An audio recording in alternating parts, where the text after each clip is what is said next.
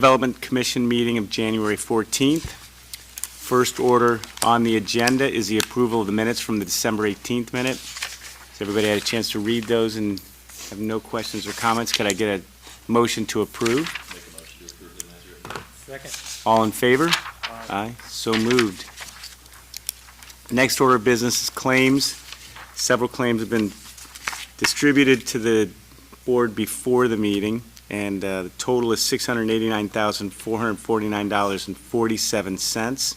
Any discussion or comments on the claims? If not, can I get a motion to approve and pay? So moved. Second? Second. All in favor? So moved.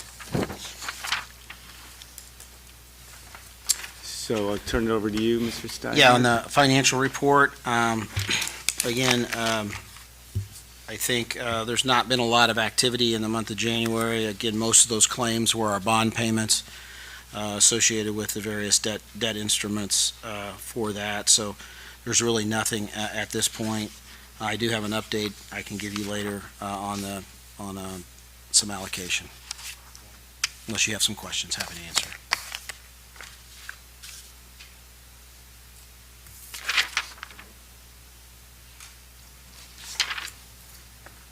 No old business. Do you want to move to any new business? There is old business, Old actually, business? yeah. If you remember correctly, at the last meeting, we mentioned that the northwest allocation area was quite short in its projections of revenue. Reedy Financial worked with Heather Huff at the auditor's office and their consultant, Xsoft, and there were a couple of fairly large payments that did not come in until after the settlement date for us, in the neighborhood of $49,000. So that will roll into our first settlement in 2025. So with that amount of dollars, that allocation area collected within reason of what was expected. So again, that's part of the reason why we do have Reedy helping with projections and looking for those sorts of anomalies, and so we did get that answer back last week. So we'll be Great. expecting that additional $49,000 as a part of the spring settlement.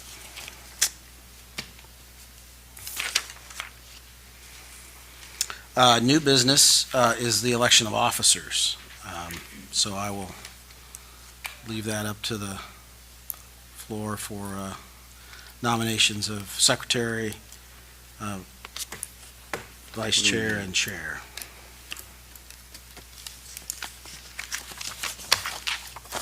Any volunteers to change the officers? Anybody want to do something different?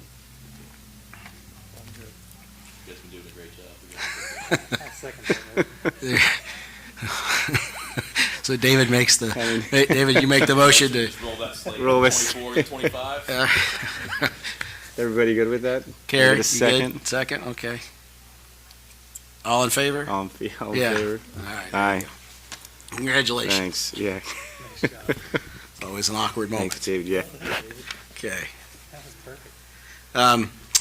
I thought I'd spend a little bit of time, and again, there was, Emily was sick yesterday. I've been out quite a bit here the last week, but I wanted to spend a few minutes sort of reviewing the projects and the impact of 2024, and give you a little bit of strategic update on where we're headed. One of the things that we always do, and I think need to reflect on, is that we have a plan each year to invest dollars. In 2024, we were going to invest and leverage about $3 million, $3,008,000 to be exact. We ended up spending about $3,077,000, so really right on target with the overall plan. And that $3 million roughly leveraged about $32.5 million of investment within our community. So that's certainly a little bit north of a 10-to-1 investment ratio. And I think that's really important to understand the impact that we have, whether it's with Crystal Beach or the Dollar General Store, Culver's, or the PACE money, which is a really important component to our housing projects here in town. I mean, without the PACE dollars, bringing housing into our market, we would be even more behind the 8 ball as it comes to housing. So again, so if you look at our roughly $3 million that we plan to invest and the $3 million we did invest, it's about a 10-to-1, a little north of 10-to-1, about $32 million of other investment. So congratulations on that. As we look ahead, we're going to be focused now on implementation of our Ready 2.0 projects. As you are aware, we were awarded $5.5 million. That's compared to Ready 1.0, about $2.5 million. So we're bringing home double the money here in 2025, and so we're really excited about that. We're currently working with the Regional Development Authority and IEDC to get them some additional information that they've requested that's due here in the next week. So we'll be getting that information to them so those projects can start their process of crossing all the Ts and dotting all the Is. As you're aware, those 2 projects that were funded were our Riverfront Housing Project and then ultimately the Bicentennial Amphitheater.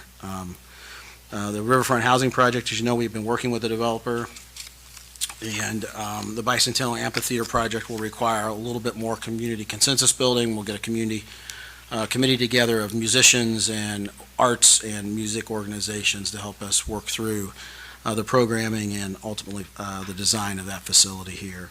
So that project will be a little slower in its implementation, as well as it's going to have a somewhat complex, could have somewhat of a complex funding and operational process. As you know, we're continuing to work on housing and land acquisitions and some studying of that, and we'll continue to do that. And again, we'll work on the starter homes and the missing middle housing here with those developments. And then ultimately, as a part of that, we will be bringing back the conversation and get the process started here by the end of Q1 on the RDC bond issue to help support all those dollars. And in the plan for 2025, you'll see that money was put in there as a placeholder for that. So let's start with a summary of our projects. We'll start with Clifty Drive. That is an ongoing project that you've supported since day one. Ultimately, the Redevelopment Commission will have $1 million invested in that project. If you remember, late 2023, early 24, we had to get additional dollars to the state because the project had been bid 3 times, and the 3rd time it came over budget still. And we either had to come up with an additional match to make the project happen, or the state was going to pull it. And so again, the RDC stepped up and supported that great project. That project will be complete this fall in 2025, I believe, Mindy, unless there's been any updates that I'm unaware of. Sidewalks are about to Craigmont. They'll continue with North sidewalk. side's finished, they're working on the south side from Wilson almost to school right now, but they'll go all the way to. Yeah, go all the way to Michigan. So it's about done to the school, and then they'll continue on to the south side from Craigmont to Michigan Road this spring, and then they will repave the entire stretch as a part of that project. So, and that repavement goes all the way to US 421, I believe. Yes. Yeah, to the roundabout. So. Crystal Beach, I think if you hopefully had an opportunity to participate or go and enjoy the summer down there, we had a great summer. A couple of things I want to just to clarify. The pool and its operational budget was a break even or positive. We know that. There was some capital dollars that we invested that the Parks Department knew we were investing as a part of the project. And so we're looking for a great summer in 2025. We understand the staffing requirements much differently, but operationally, we're really excited that it, taking out the one-time capital expense, it broke even or made money in 2025, and we're really excited about that. I've shared with you those numbers before. I didn't have them in front of me here to share, but certainly it is a regional draw, and the Crystal Beach Aquatic Park, as it has its new name, is certainly living up to the expectation, as the mayor liked to say, it's kid-approved. So 100% kid approved. 100% kid-approved. And it's approved by Bobby, too. Yes, absolutely. The next project that's been really just a phenomenal success, so successful that our local downtown DG Market was named in the top 10% performers last quarter. The only quarter had been opened in the nation for Dollar General, which is just a great statement for what's going on. We know there was some rough patches early on with some oversight management. They've got that resolved. A couple things that I would say about that in the back. There's been 17,000 visits in one quarter to that market. You'll see the report in your packet of where those visits are coming from and how that they're spending roughly 15 minutes in there shopping.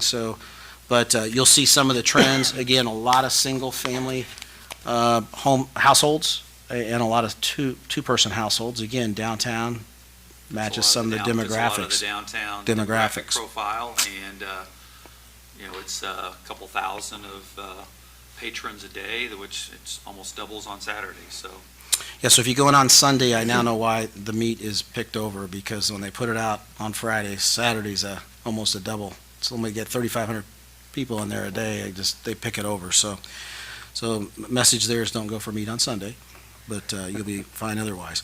A couple things about the project, a couple typos here I wanted to just clarify. We initially had budgeted $500,000 worth of investments in that whole area, which we supported the CCMG project and some street trees and other things as a part of that project. And then ultimately, the project was under budget by about $100,000, and then we have submitted for our solar rebates, because the solar lighting that we have installed all thanks to the federal government, all qualify for rebates. So we've submitted that. Emily's been working diligently on trying to get all those T's crossed and I's dotted on that. So if you look at that project with the rebates, we ended up investing about $370,000 net in that area of improvements, good supporting. investment for that corridor, and Oh, yeah. you can see the new investment that's happening, continuing to happen in that area. It's just amazing. Yeah, if you look at just the Second Street corridor, you've got retail and housing being done here on the corner. They'll have probably $1 million in that project. You've got the Chandler that was finished and had opened a year before, and now you have Vintage Lanes there on the corner as Second and Jefferson. So that corridor has just changed overnight, and that part of town really is an attraction to itself. So the Franks Drive intersection improvements last year, we welcomed Culvers to the community. That project they are extremely happy with their investment here in Madison. I saw Jordan yesterday at lunch, and she said that last year exceeded expectations. They did have a little blip in July and August. Part of that was the construction on Clifty Drive and people just not wanting to drive through all those lane changes and so forth to the east. But they were extremely happy there. And again, we invested in interchange improvements for that roughly $15 million investment. So our PACE program, again, has been an extremely important program, not only for the community, but also to generate housing and the opportunity for new housing in the community by taking dilapidated buildings and bringing them into the market. I'll let Bob talk a little bit about that investment and the results that we saw in 2024. Yeah, thank you. If you drive around probably any neighborhood, you'll see construction happening and improvement happening, which is what we wanted to do, is really build a better, more vibrant community one block at a time, and it's really happening. And Tony had mentioned earlier about our goal of leveraging our dollars to make them go further. And he had mentioned over the course of 2024, the Redevelopment Commission's funding was levered almost 10 times in the projects that we were directly investing in. And then there was a lot of investment that was happening in the same area that would literally add millions of dollars of other investment that were, in my opinion, incentivized by investment from the Redevelopment Commission, but weren't direct investments from the Redevelopment Commission. PACE has been a phenomenal program because it hits on a lot of points with regard to blight elimination, public safety, restoring vibrancy into our neighborhoods, but also bringing housing back online where it had been dilapidated and vacant and abandoned.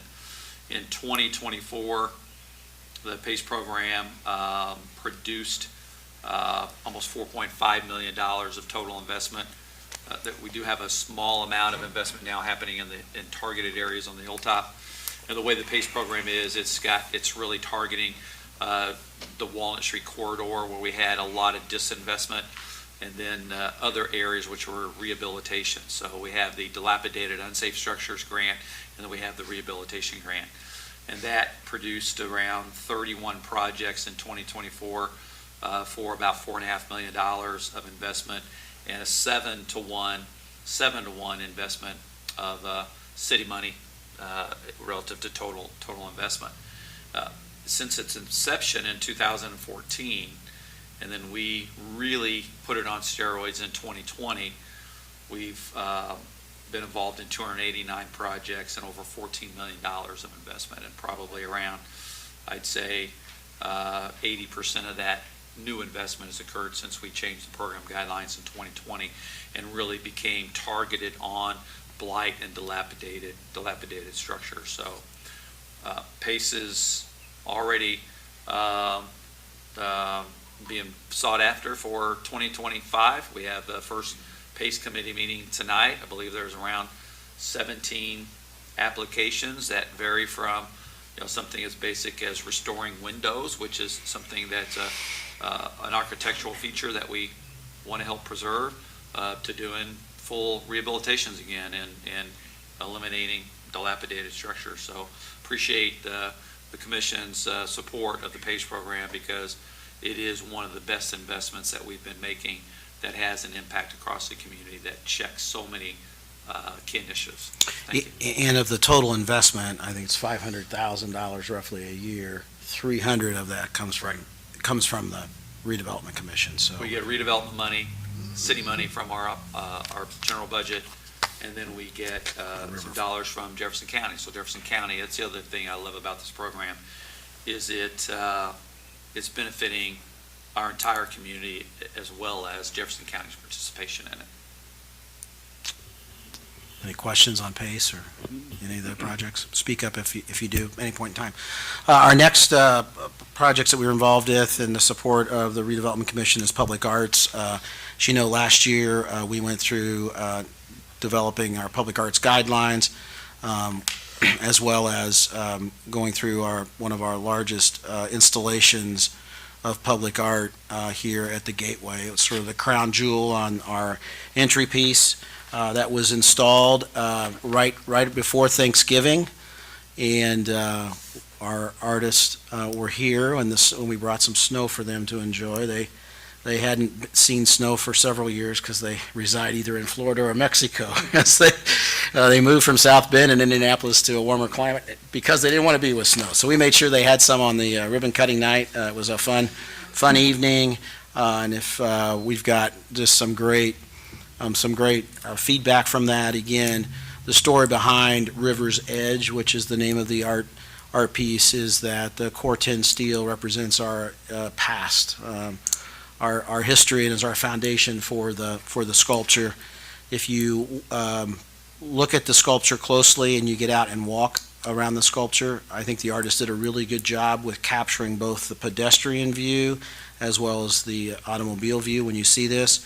A lot of great detail on the core 10 steel representing the paddle boats and music notes and buttons and all sorts of features.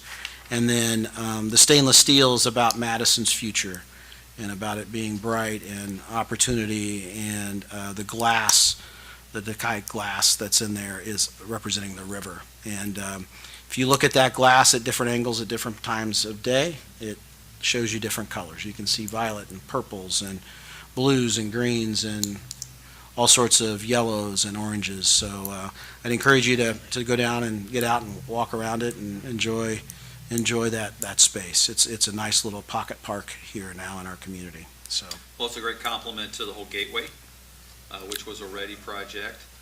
And if you think about that corridor, just for a second, there's probably $150 million that's been invested in that corridor in the last decade. That is a substantial investment.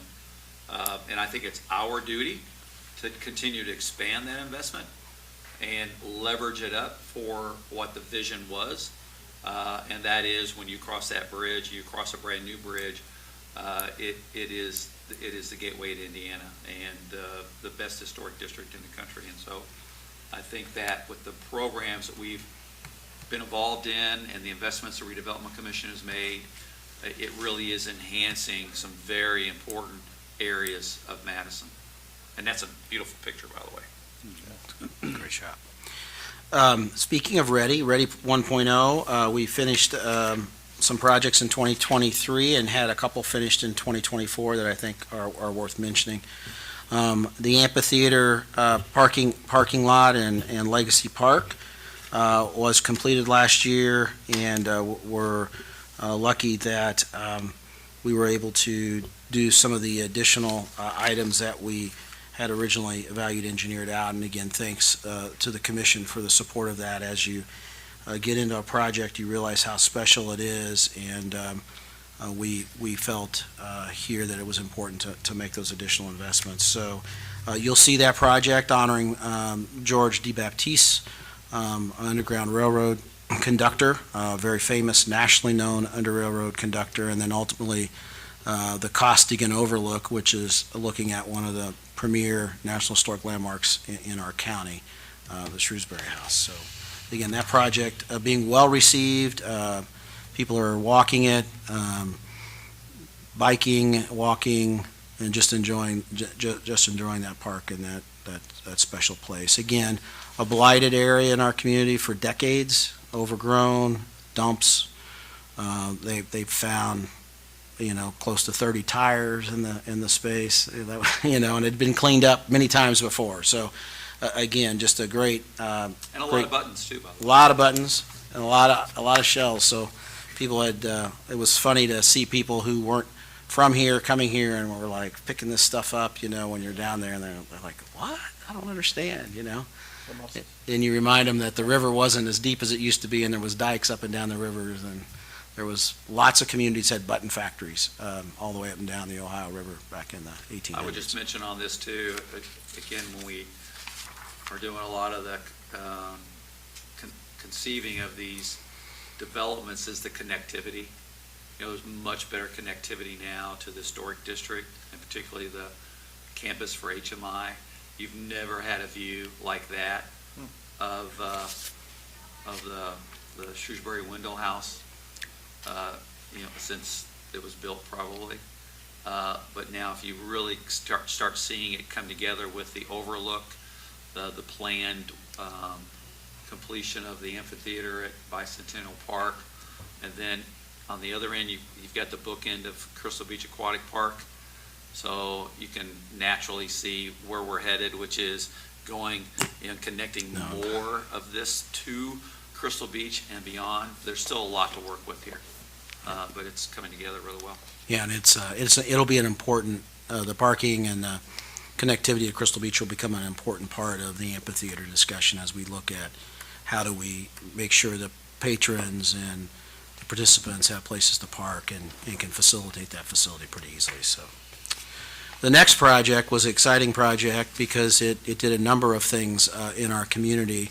It was leveraged dollar for dollar with a nonprofit, Friends of the Ohio Theater, and Elizabeth Oxer's group, and not only rehabilitated a marquee that had been dark on Main Street for a long time. It created and fixed a blighted facade that was important, and giving them a jump start to the inside. And we couldn't be prouder of that project, and for the fact that it was a great dollar for dollar match. We as a redevelopment commission helped facilitate that, but again, that was all grant or private dollars in that project. We had a great party on Main Street that time. That was I don't know if you could ever replicate, Rusty Bladen performing on the marquee. On the with marquee. 1,000 people on Main Street. Watch it. Yeah, we made It's sure. It's steel. it's It's steel. steel It's set coming out of up the to building. have performances. If it's It's pretty cool. It's pretty cool. It was set up for that. I think those are the projects that we completed. Just a couple in 2024. We'll talk, I'm going to talk a little bit about the Madison. Except for one, you overlooked I did one. overlook one that we did. I No forgot pun that. intended. The overlook got overlooked. So I apologize for that. The Riverfront Development Committee, in partnership with us, where the Redevelopment Commission did invest $750,000 in that project. Again, leveraging the ability to take dollars we have that were earmarked for other projects, and we get grants for those. It gives us money to be able to do additional work, and that was one of those projects. And I think everybody can say that that certainly became a great icon for Madison from the river, if you've seen it from the river. But it's a great vista for those on the river to see up and down the river. And so we're really excited about that, and we'll continue to support the Riverfront Development Committee here in their future work moving forward for that, I'm sure. So, yes, I apologize for overlooking the overlook. So, so the Madison-Hanover Connector Trail, as you know, that project is being funded through a grant through the Indiana Department of Natural Resources, as well as some city and county match for that project.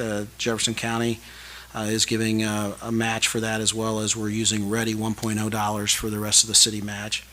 I'm happy to say the project came in under budget again, and we're really proud about that. It's a very difficult project, as you can imagine. If you can think in your mind going along the creek and then coming out there at the bend as you enter the city on the west side, and then there's a big hill. And so this project will create about a 10-foot retaining wall in certain areas, and the trail will be up at a little higher than a car height for some of that, and then we'll come down to Clifty Falls State Park.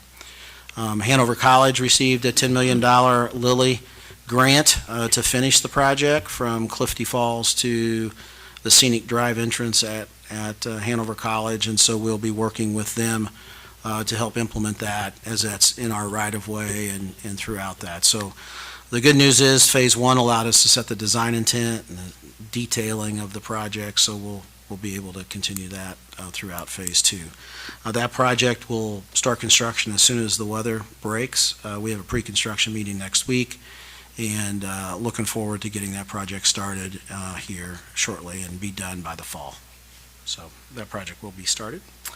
The residents at Sunrise Crossing is our next project that will be under construction in 2025.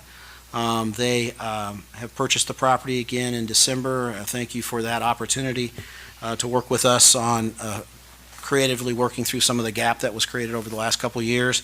But they will be breaking ground again as soon as the weather breaks. And we'll be looking forward to a groundbreaking there here, and probably by the end of first quarter on that. They anticipate a 12 to 12-month construction-ish cycle. They'll start to roll those on. They'll start to lease buildings as they become finished. So they are hoping this time next year, Q1 of 2026, to have some apartments available for rent, and then rotate those through the summer of 2026. And then finally, one of the projects that's important to quality of life and placemaking and wellness in our community, and continue to find support from the Redevelopment Commission for those investments, is Welch Park, or the former J.C. Park down by the bridge. It is our largest and probably most prominent downtown park, given its location on the riverfront. This park is being re-envisioned as a multi-generational park, a park that will allow for a pickleball, 0 to 12-year-old playground, which will help with some of the load off of Hargan Matthews, which is such a popular park, but with a different kind of play. It will be a play-on-playground project. It's a national program that will allow parents to opt in and answer questions and do some things, but it certainly will be our first play-on-playground project certified in the city. We'll also have a nice area for our teens and young adults, with volleyball, soccer, and basketball on the east side of the bridge. It was really important for the Parks Commission and the Parks Department to have an area that teens could participate in and really feel at home, and soccer and volleyball and basketball are certainly those sorts of things. This park will also have public restrooms, and continue to have some shelter houses. And one of the nice features here is that we will have a public art honoring the Hubbards. If you know, the bridge walkway is named after Harlan and his wife. For that, that's something the state of Indiana did. So as a part of that, through the Madison Area Arts Alliance Public Arts Commission and a private donor, there will be a mural under the bridge there honoring the Hubbards and his work as an artist in the community. So we're excited about that. So we anticipate that project breaking ground here probably shortly after Regatta. Trying to work through all the riverfronts. The riverfront's very interesting to try to work through and around because of all our festivals, but we try to do our best to accommodate those, and so we hope to break ground and be under construction shortly after Regatta on that project. And then just three other projects I thought I'd mention. We talked a little bit about these when we presented the plan for your consideration, the draft plan a few months ago, but the Main Street enhancements, as you know, the city has been working diligently to develop the plan for reconstruction and rehabilitation of Main Street. Just a quick overview of that from Hanover Hill, the top of Hanover Hill by the Comfort Inn, all the way down to the railroad bridge is a federal highway grant. That construction project begins in 2026. Then in 2027, there's another federal highway grant that takes over from the railroad bridge to Mill Street. That federal highway grant will do that work to Mill. And so this year, as a part of those two projects, we're working on developing the plan from Mill to Broadway as a part of a 2025 project. And then also doing some other enhancements on the west end outside of the federal highway dollars, which will be lighting as well as some pedestrian safety and traffic calming on the west end. And this all sort of ties into safety along Main Street. We were also awarded a safety grant from NDOT that will upgrade both the West Street and Mulberry Street signals to modern technology, much like at Sunrise Crossing Boulevard and Michigan Road with the cameras, all the audible sounds, all of the countdowns for all those folks. So there'll be a lot of activity along Main Street this year, this summer and fall, and there'll be a lot of activity with the construction of the trail just a little bit further to the west. So I think we'll be ready for all the Elaborate comments. just a little bit, Yeah. and that is there's also an east end traffic calming, similar to what we did with the west end a few years ago. We have a permit from NDOT as well as a safety grant from NDOT to restripe that west end area so that there would be a safer staging of traffic heading toward the bridge. Right now, once you get past Walnut Street, it's pretty much let's floor it to try to get in front of the car in the right lane. But they're going through several crosswalks when they do that, and that has created a really dangerous environment. And so we've engineered, in collaboration with NDOT, a safer way to stage traffic for the bridge, similar to how they've staged it coming off the bridge heading into town on 421. But we did receive a safety grant to implement that as well. And that's all part of the Main Street Master Plan that we put together with the steering committee several years ago. And I'm happy to say that in 2025, we will be kicking off not just what we've done in the past, which is remediation, but now we're doing the reconstruction, the resurfacing, as Tony had mentioned. Mindy has been spearheading that, but over the course of the next 3 years, we'll get about 75% of that corridor completed at a cost of a little over $20 million. And then what will be left is the most difficult part, which is Jefferson Street to Broadway, which is the central business corridor.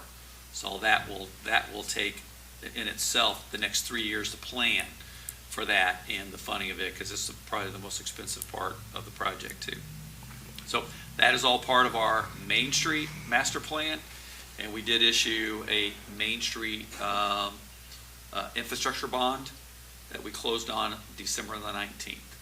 And so we do have all the funding pulled together to get started in 2025 on essentially reconstructing Main Street. And all of that was set in motion in 2014, when the city agreed to a road transfer agreement with NDOT to take over this part of State Highway 56, and then became a local road and street. And there's a lot of responsibility that comes with that, but a lot of benefit as well. So it gives us the ability to control that corridor and really change how it's used, rather than as a transportation corridor on a state highway system, to local roads and streets that serve the purpose of the community better. More to come on that, but that is part of Main Street Master Plan.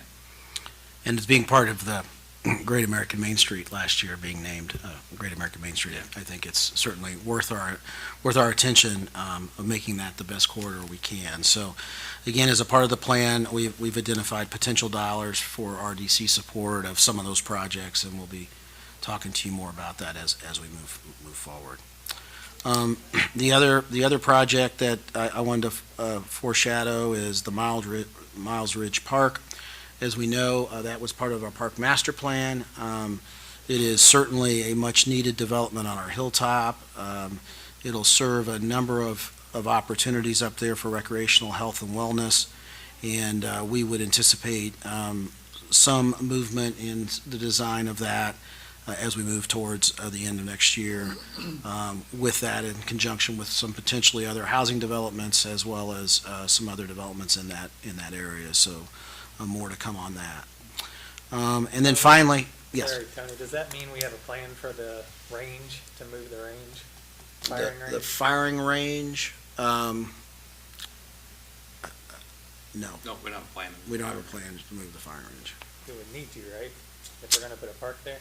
Well, There's housing right there already, so, I mean, it's not an ideal place for a range, but you're raising a topic that we should consider. look at further. What Tony's describing on Miles Ridge Park is very conceptual, right? So we have at least a dozen park assets, I should say, that are in different stages of needing to be redeveloped and deferred maintenance corrected.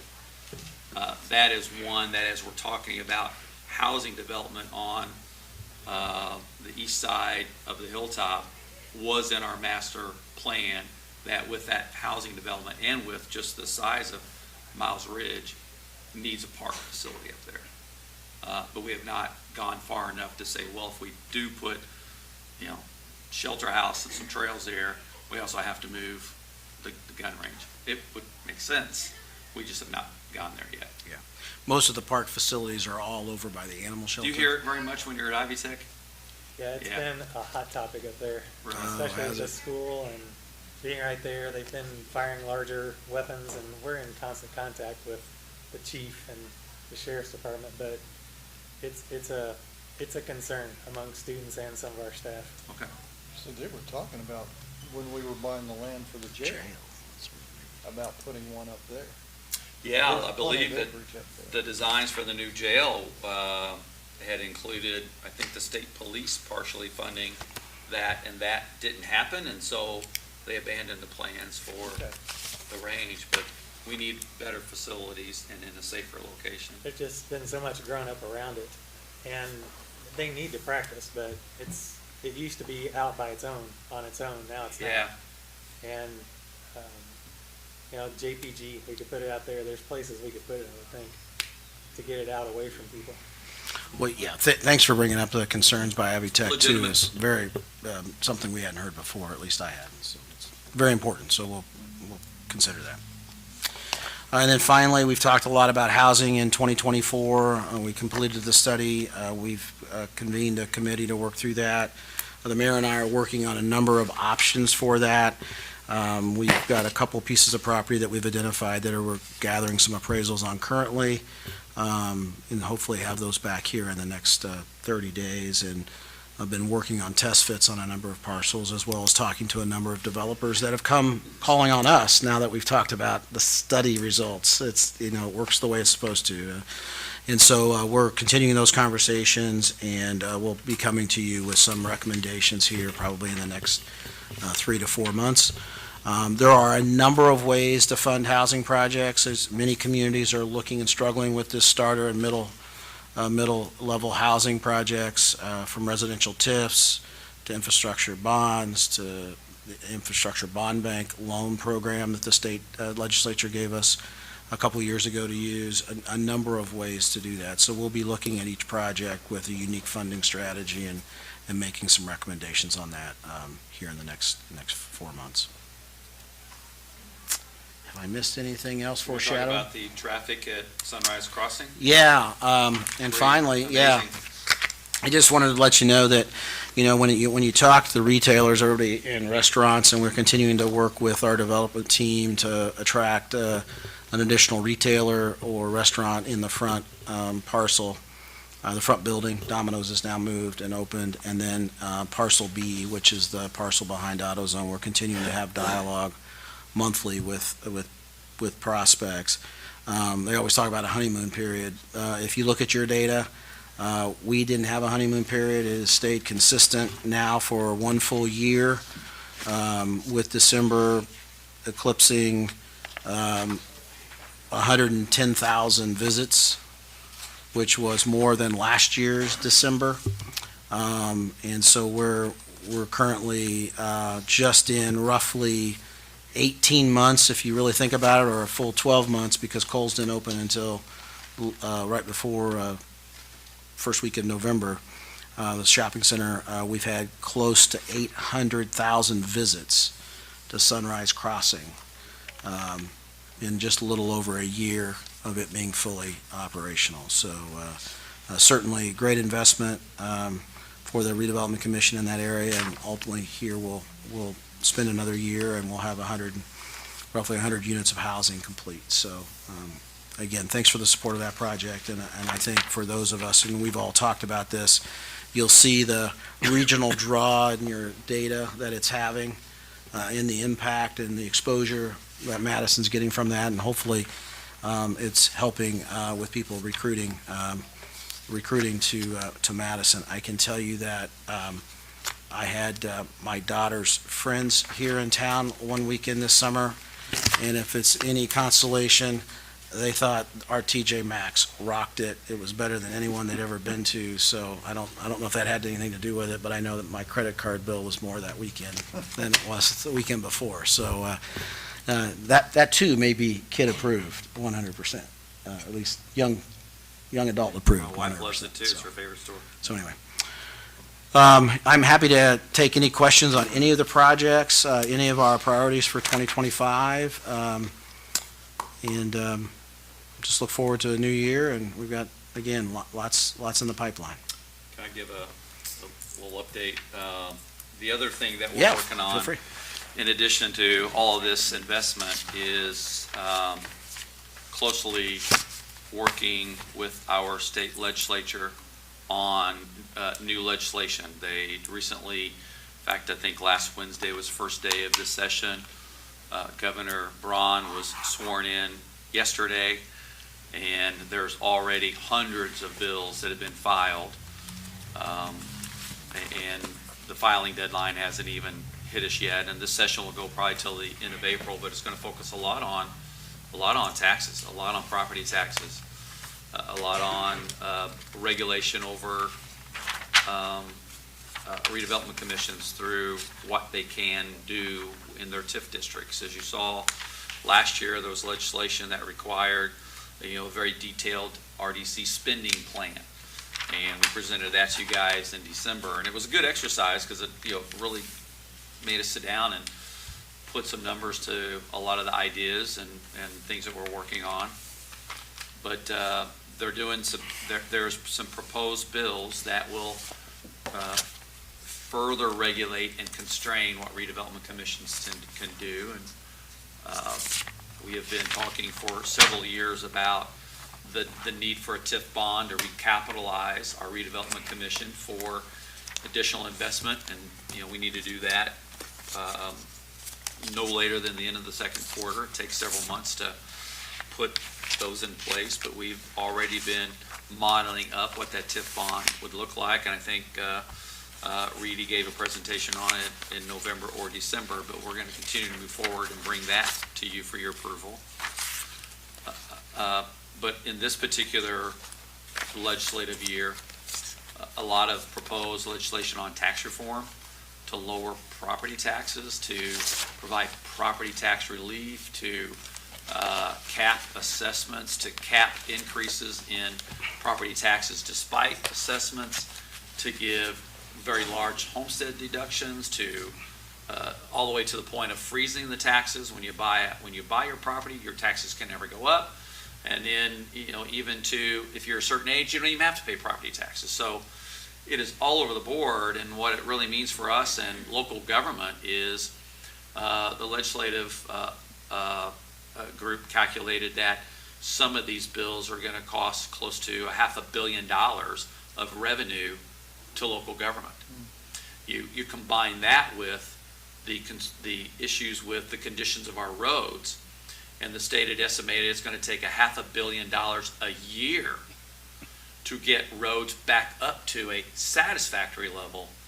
The state and particularly local government is facing some serious headwinds relative to revenue streams to make the investments that we need to make across the community. We're always here talking about roads, infrastructure, housing, placemaking, all the things that we want to do to grow revenue organically with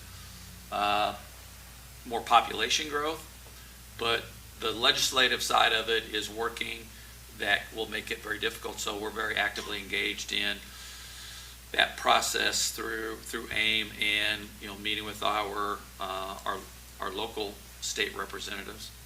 But we need to really keep an eye on that, and that may we may come to you and say, well, there's some pending legislation that's going to go into effect next year, so we need to do more this year. I think we have a great development plan, and we appreciate your support. There's just a lot of things that are external influences that we don't have a lot of control over. That's going to influence the decisions that we make throughout throughout 2025.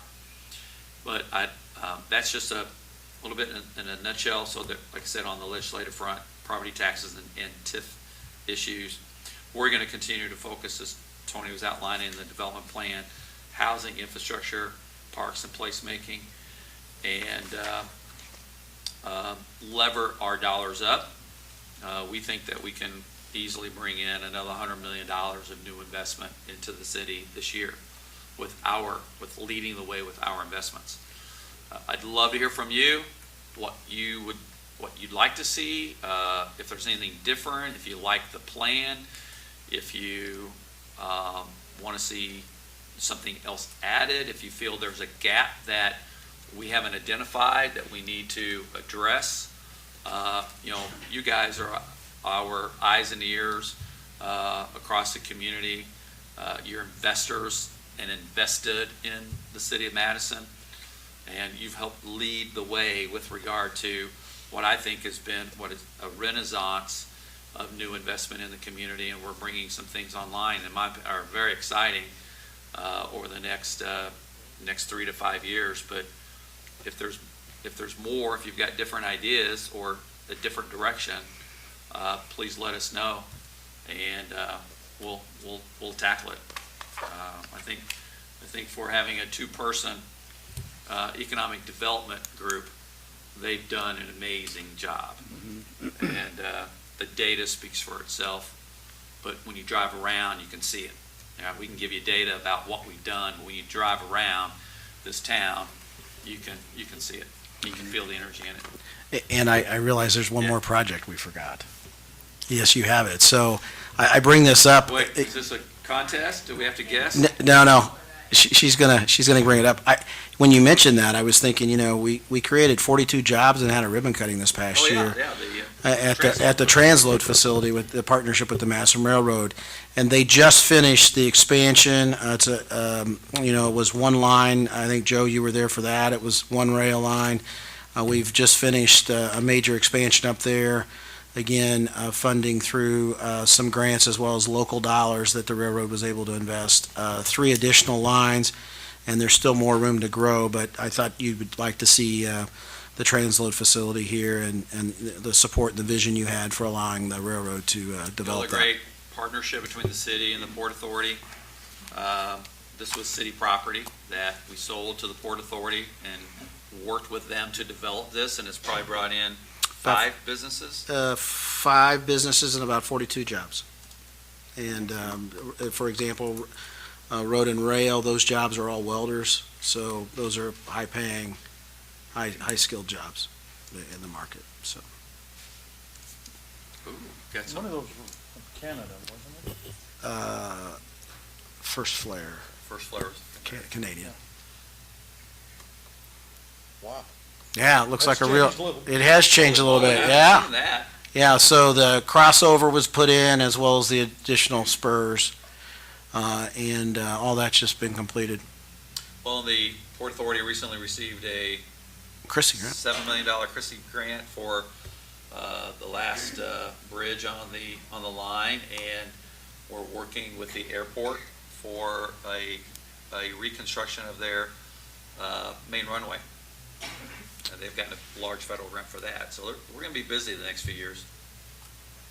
So it's just, That needs to be, there needs to be music to that. needs to you be know, I music, mean, wow. there's so many great songs. You could, Could play Working on the oh my Railroad. gosh. And that machine right there is the fly ash machine. It takes the fly ash from and transports that to the rail cars. Currently, they've moved pellets off of cars and transported it at 30 miles from here. They're currently working on lumber to move to Charleston for a company.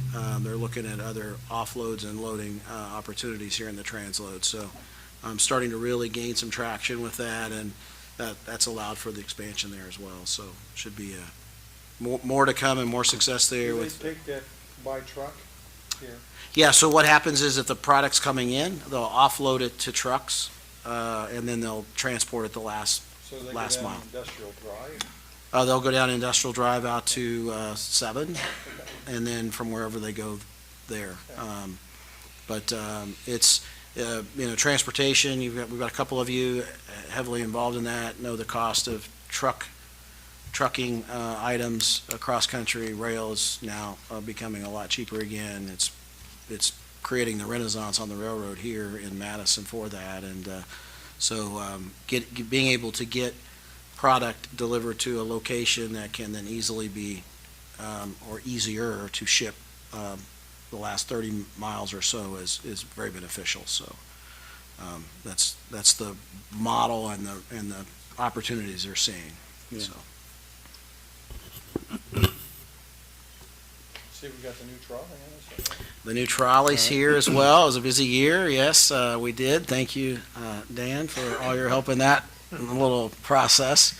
Yeah, I didn't. Rescue. Yeah, that was that was pretty fun. So yes, again, that trolley, thanks to Hanover College and the Lilly grant there as well, our connectivity grant. And then thanks to the support of the Jefferson County Board of Tourism and the City of Madison, we will have a second trolley. And Visit Madison Incorporated is running those trolleys. We will have those here. The second trolley, I think, will be here by Regatta, we hope. And so we'll have 2 trolleys that VMI will operate on various routes and for various events. If you've seen it or not, it's a real trolley, right? It's not a Winnebago. It's air conditioned, got video. It's got video inside. It'll be a great experience for our visitors and our residents. The second trolley will have ADA and handicap accessible. It will be a handicap accessible trolley. So we did do that, but we were happy to have one here for Christmas. So it was good. Saw it. All right. Turn it back to To the Any commission. other questions or President here. comments? Nice summary of a lot of activity, a lot of work and good planning. So it's nice to see that it's coming to fruition with some of these things closing out. Next order of business is our next meeting is actually February the 11th of 2025. Being no other business, could I get a motion to adjourn? Second? Second. All in favor? Aye, so moved. Thank you.